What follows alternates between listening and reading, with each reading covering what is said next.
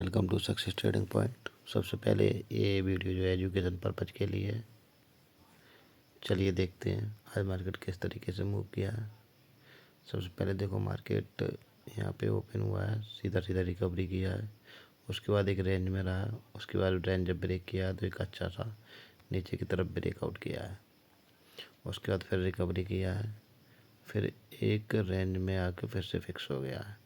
अब देखना कल मार्केट कहाँ ओपन होता है। अगर मार्केट 81,850, हाँ 81,830 कह सकते हैं, 820-25 और 81,900,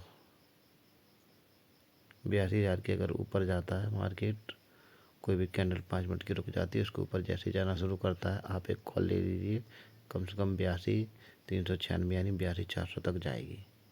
और उसके बाद अगर नीचे ब्रेकआउट करता है तो चूँकि एक रेजिस्टेंस यहाँ पे बना हुआ है तो आप यहाँ पे एक पुट ले सकते हैं और उसको 81,600 के आसपास प्रॉफिट बुक कर सकते हैं, यानी 300 पॉइंट इधर और 82,000 से 400 पॉइंट ऊपर, इतने पे पहला आप ट्रेड बुक कर सकते हैं सुबह की मीटिंग। उसके बाद आप वेट करेंगे कि मूविंग एवरेज किधर की तरफ है। अगर ऊपर की तरफ जाता है तो अगर यहाँ रुकने के बाद अगर ऊपर की तरफ तोड़ा तो 82,864 तक जाने की पूरी संभावना है, क्योंकि ज़्यादातर लोग यहाँ पे कॉल सेल करके ऊपर से बैठे होंगे। जैसे ही उन्हें लगेगा कि अब ये नहीं रुकेगा तो वो कॉल बाई करेंगे, तो ये सीधे से एकदम बहुत ही तेज़ी से ऊपर जाएगा। ये 2 ट्रेड बनने के चांस हैं। और दूसरा तरीका ध्यान रखिए कि जहाँ पे भी अभी देखो तीनों कैंडल यहीं पे हैं, सॉरी तीनों मूविंग एवरेज यहीं पे है, इसलिए मैं कह रहा हूँ इसके अगर ऊपर जाता है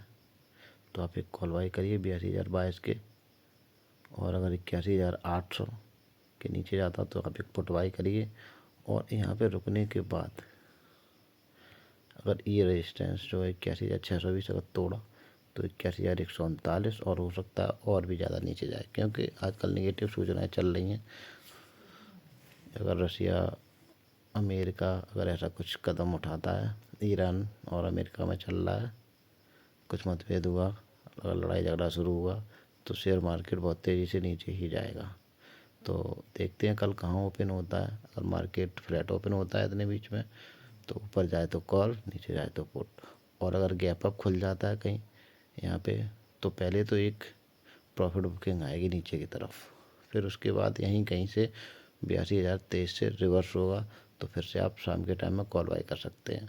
और अगर गैप डाउन खुलता है यहाँ पे और यहाँ पे थोड़ी बहुत देर रुकता है तो 81,620 के नीचे जैसे ही मौका मिलता है हम यहाँ से एक पुट बाई करेंगे और यहाँ तक जाएंगे। फिर यहाँ पे रुकते हैं, अगर डब्ल्यू पैटर्न बनाता है तो ऊपर की तरफ और एम पैटर्न बनाता है तो नीचे की तरफ आप पुट बाई कर लेंगे इस तरीके से। और दूसरी बात ध्यान रखेंगे कल एक्सपायरी है तो कॉल पुट दोनों के प्राइस बहुत तेज़ी से ही डाउन होते हैं, तो इस चीज़ को विशेष ध्यान रखें।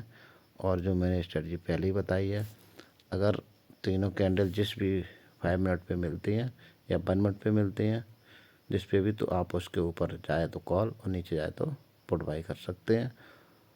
और ये इसके अलावा एक स्ट्रेटजी ये भी, आप कॉल या पुट कोई भी एक देख सकते हैं। चलिए ये मैं 69 की कॉल देख रहा हूँ।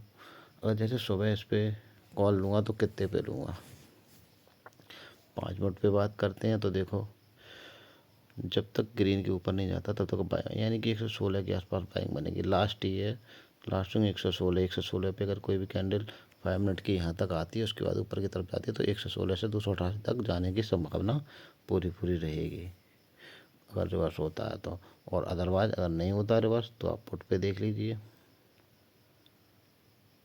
नेट थोड़ा स्लो है, पुट पे देख लो।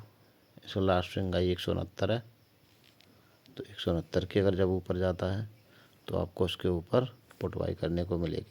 169 पे आपको ज़्यादा लगता है तो आप थोड़ा पीछे जाके ही पुट बाई कर सकते हैं। ध्यान रखें, स्विंग का ध्यान रखें, मूविंग एवरेज का ध्यान रखें, इन दोनों ही चीज़ों को ध्यान रखें। कल एक्सपायरी है और एक्सपायरी पे कम प्राइस में कॉल और पुट मिल जाते हैं, इसलिए मैं कल इसी पे ट्रेड करूँगा। थैंक यू, धन्यवाद।